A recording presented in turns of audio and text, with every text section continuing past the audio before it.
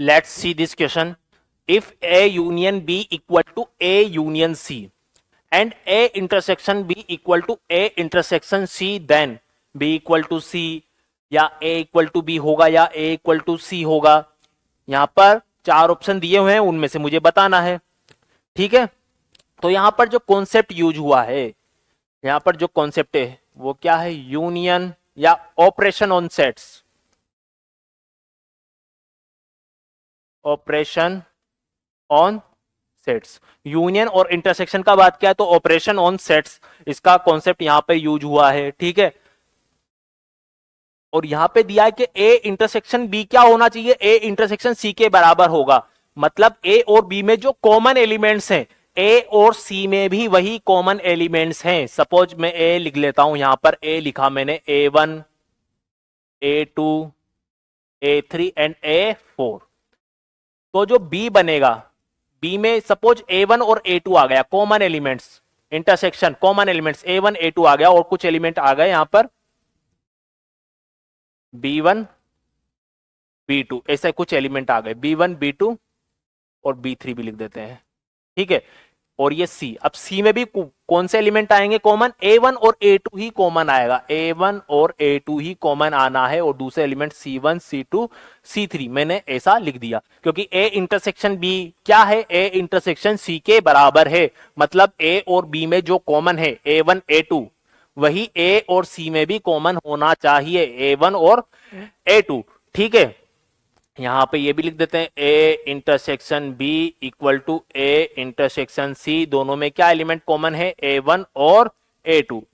चलो ठीक है, इतना बन चुका है. यहां पर देखो, इसको वेन डायग्राम से भी कर सकते हैं आप, इसको वेन डायग्राम से भी कर सकते हो. मैंने यहां पर एक एग्जांपल लेके मैं आपको बता रहा हूं. अब देखो, यहां पर A union B equal to A union C दिया हुआ है.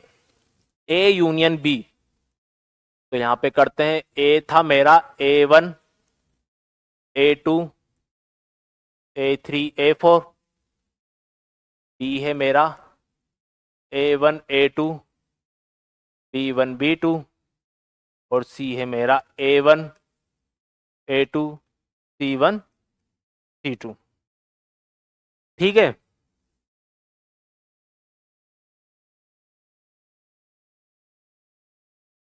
B1 B2 B3 and C1 C2 C3, इतना लिखा हुआ है मैंने वहां पर.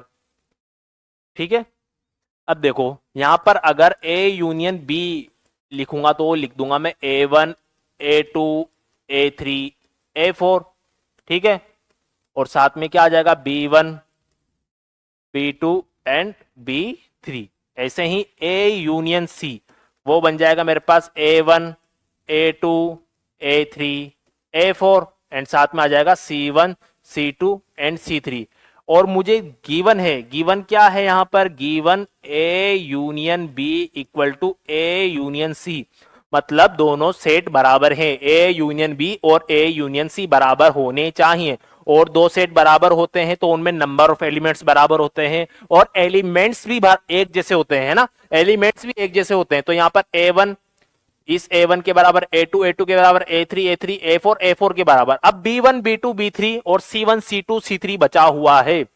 B1 B2 B3 और C1 C2 C3 बचा हुआ है. तो B1 भी इनमें से कोई एक होगा, या तो C1 बन जाएगा, C2 या C3 में से कुछ होगा, B2 भी इन तीनों में से कोई एक होगा, B3 भी कोई ना कोई एक यहां पर एलिमेंट होगा. तो यहां पर ऐसा लिख सकता हूं, ये इंप्लाइज कर जाएगा मेरे पास B1 B2 B3, ये जो सेट है ये बराबर हो जाएगा C1 C2 एंड C3 से बराबर हो जाएगा. और यहां से मैं एक बात और लिख सकता हूं कि जो B बराबर C बन जाएगा. B बराबर क्या बन जाएगा मेरे पास? C. जब B1 B2 B3 जो सेट है वो C1 C2 C3 सेट के बराबर हो गया, तो यहां पर मेरा B बराबर C बन जाएगा, क्योंकि B में क्या है? A1 A2 B1 B2 B3 और C में क्या है? A1 A2 C1 C2 C3. तो A1 A2 तो दोनों में है, बस ये एलिमेंट्स अलग अलग थे. अब ये वाला सेट भी इस वाले सेट के बराबर है, तो पूरा B बराबर C बन चुका है. तो यहां पर ऑप्शन बन जाएगा मेरे पास A. ठीक है, इसको आप वेन डायग्राम से भी कर सकते हो, एक एलिमेंट लेके भी कर सकते हो. मैंने एक एग्जांपल लेके इसको सोल्व किया.